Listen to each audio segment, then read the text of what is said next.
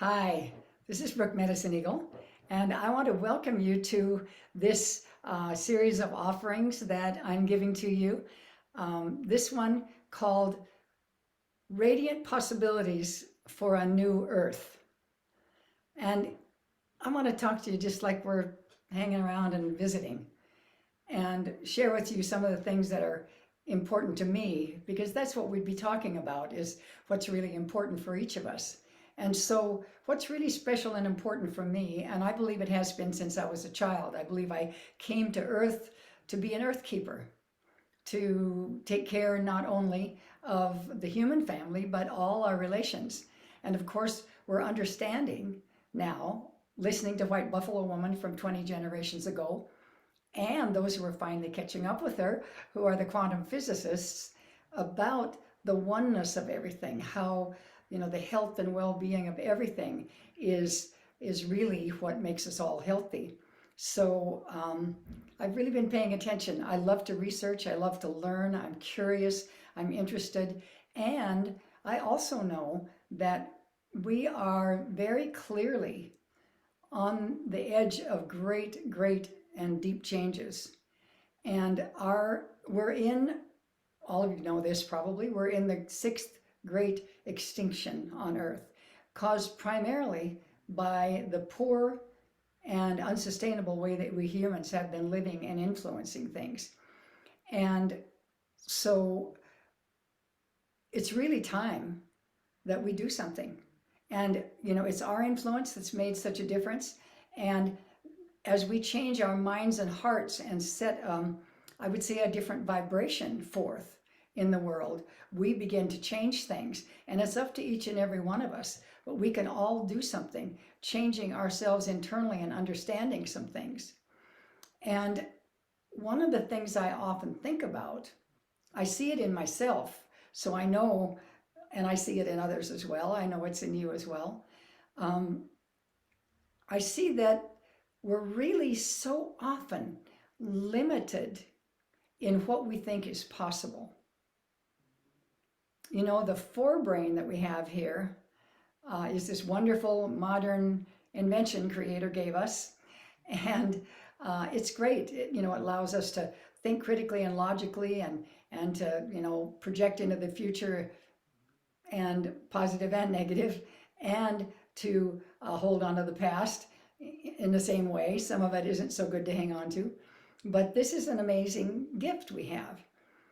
The challenge we have with it is that it really bases its experience and projections on what we have experienced. And what we've experienced individually and what we've experienced even collectively now is very, very, very limited compared to what's possible and what's out there in the world. I often speak about the great mother, the source of all life, the birthing mother of all life, and the fact that in her womb, in her starry womb, live all the possibilities, all the potentials of everything that can be. And so for us to be active, to reach into that great, to energize with our, in a sense, you might say, masculine energy of calling and reaching and asking, to energize some of those new possibilities is really, really important. It's what we came for. It's who we are. And those of you who are listening to me, I have no doubt that, you're one of the family that's really my family on Earth. People who care about the Earth and who want to do something, and who many of you have looked to indigenous ways to learn and grow and understand something. And I come out of that indigenous background, and I think of it as indigenous even more than tribal, because I was raised on the land. I was raised in a self-sufficient homestead in the back country of the Crow Reservation. We lived with horses. We didn't have automobiles or running water or electricity, and we lived with the land, and I learned to love this beautiful earth. So those indigenous ways, to me, make sense. They're what we've been able to bring forward out of the past. And what I want to address for you today is something that I've really been enjoying. And it's a book. book of some amazing possibilities and ideas.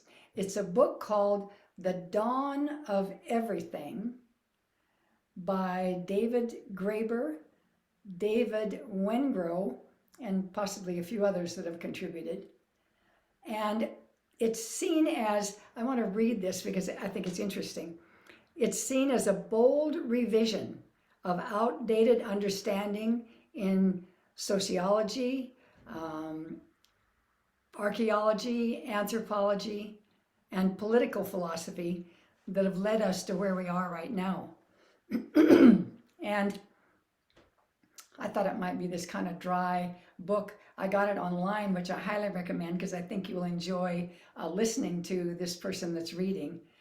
And I started listening, and immediately I was fascinated because the thing that they want to look at is what really happened here and from the dawn of time, in our modern time and from the dawn of time. And they've really looked at that incredibly broad sweep with new eyes and new information that's very much out there these days.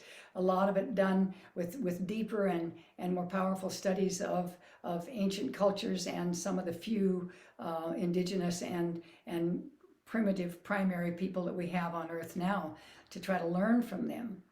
So the first thing they did was to talk about how European contact with indigenous America, especially of course in the Northeast, which was where they came to, contact with the incredible, amazing, intelligent, powerful orators and leaders of the Native American tribal people. And in the early days, before things changed and there was all of this sense of conquering and taking so much, these people were visitors. And there were just adventurers and people who heard about this wonderful new land. And there were also, of course, as always, Jesuits and others who came. And the Jesuits were good in the sense that they really recorded what they saw. And they had some amazing things to say. And there were also, a lot of times, it's just like now, some of us common folks, even though I work hard and travel, a lot of us just can't go traveling when we want to or go to some new adventurous place. But those who were wealthy, some of the sons of the wealthy that wanted to have some adventures, a lot of them relatively young men, came over, and many of them spent time and lived with the native people and really got a powerful sense of what was going on. And in fact, they loved it. And a lot of them, not a lot of them, some of them literally decided to stay. They married indigenous women and became a wonderful part of those cultures. And so the thing that they experienced and what they understood from the native people about freedom at its clearest level influenced and literally stimulated the Enlightenment in France and in Europe. Because when they came into contact with the native people who were really separate, these guys talk about the fact that, like, here's North America and Europe and Asia, and there's kind of a run there that things influenced and moved back and forth there, but North America and South America were very separate. And so something really interesting developed differently than it had developed in Europe. So when they came, they ran into a people who were amazingly free. When they heard that there were kings and others who dominated people, who told them what to do, and people obeyed, they were stunned. And of course, the people who were coming, many of them, as they began to come later on, were escaping that kind of domination, that hierarchical empire, patriarchal, dominating, greedy kind of experience that was going on in most places in Europe.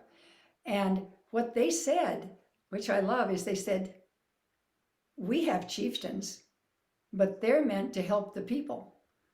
they often don't own anything. They give their lives to make sure that the people are in, in a good way, and they do everything they can. And they change over. We don't have one person that stays all the time. The one who wants to give the most and who is the most capable of giving and caring is the one who gets to be the chieftain. And even with that chieftain, although we may really honor and respect him, if he told us to do something we didn't want to do, we wouldn't do it. We don't need to do it. We're free to choose from our heart and from our spirit and from our moral sense, our connection to life. We're able to choose what we feel is right and move away from those things that are not pleasant. And even as a lot of you know who have worked with me around women's things, a lot of the women, the grandmothers who were in charge of the well-being of the people, could depose those chiefs, say, da-da-da, you're not doing what's needed. You're supposed to be taking care of the people. So anyway, I don't want these to be too long, but what they have done is gone back through world experience and shown that it's not necessary to follow the European intellectual decision that says, oh, when you get done being a dumb or kind of innocent, not very developed kind of native person, then you start agriculture. And then agriculture leads to more people gathering together. And of course, it leads to the way it's done, it leads to a lot of things like storing and then hoarding and then fighting over it and buying and owning land and owning women and owning and building up and having hierarchical leaders that have force, have armies and force to make people obey. And it comes to the modern nation states. What's happening now? We have leadership, and the way we deal with the world is that if we don't like something, we use violence. And so it's a very, we think of it as the way things are. But what these authors do is they go back in history and show all of the ways and all of the places where that is not what happened. Interestingly enough, they show many places where people tried agriculture and went, who wants to be tied down to this? We'll put a few things in the ground, just like my Crow people did, put some tobacco on the ground, put a few other things in the ground, and then let nature take care of them and come back around later on. And you have some things that have grown, and that's good, but you're not tied down and you're not dependent on those things because there's the abundance and richness of the rest of the earth that you live with. And so that hunter-gatherer societies are joyful and they don't work nearly as much. They're not tied down. There's a whole different energy with those. And what these guys say is that a lot of people tried to be steady into agriculture and went, yeah, not working. We want to be freer. We want to be open. And people could move. There was the possibility of moving and a lot more movement through the Americas than were thought. Because if you're Bear Clan, and pretty much as we look across the tribes, there's so many tribes in America, hundreds and hundreds. Many of them have like a Bear Clan and a Hawk Clan or a Deer Clan, an Elk Clan, or a Fish Clan. And what it seemed to be the case is that if you were, say, Bear Clan, if you went even to a tribe that didn't know you, even to a tribe that you had no connection with before, and showed them that you were Bear Clan, the Bear Clan in that place was obliged to be hospitable to you. And so you had literally family all around, and people moved much more, were much free to move and travel than we are now. And they really never did have that sense that some one person or group should dominate them. And another thing that was the case was that many times in many cultures, like the chieftains and the leaders, the kind of king-like guys and the gang that surrounded them, were seasonal. They did that, one, sometimes for building, because they did incredible building, as you know. pyramids and all the earth mounds and all that. But that was often done in seasons off from growing and planting, because pretty much everyone, the chieftainship melted, and all of that formal administration melted, and they all went and worked on the land and had this beautiful free time. And then again, in some seasons, some special seasons or some special ceremonies, someone would be the leader, and it looked like they had kings like we have, and we think of them that way, but they weren't. Many times they were transitory and very functional, rather than this political hierarchical dictatorship. And people really appreciated that. And many times they really moved away from, and in a sense destroyed, civilizations that were trying to do that thing of dominating people and harming people in order to build their own hierarchical resources.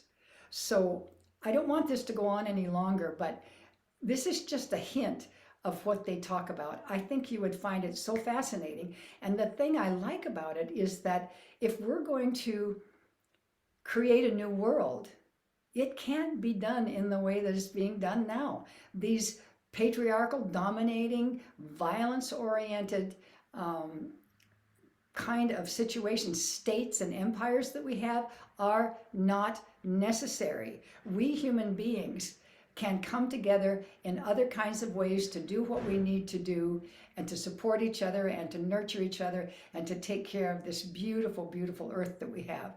And I would like to stimulate you in this series with some ideas that are maybe different than what you've thought of, and will awaken something in you that opens to the possibilities. Because as we energize those possibilities and think in new ways and let ourselves be the creative, amazing human beings that we actually are,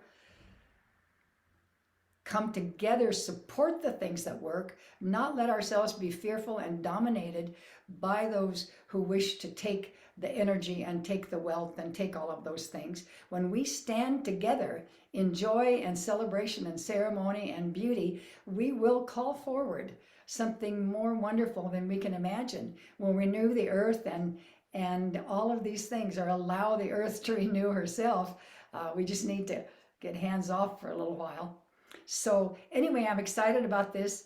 I will be doing several of these, and I really invite you to get that book. And the way I did it, I put it on my Audible, and I'd listen to it for a while at night. Sometimes I'd fall asleep and have to go back, but probably it went deep into my brain as a result of that, and I really enjoyed it. And I think by the time I reached the end, I realized the power and importance of what they're talking about. So I highly recommend that for you. And my cat is coming to say, okay, it's time to end. So I think I will end this one and wish you very well. Look forward to seeing you again in one of the other presentations that I'm going to make.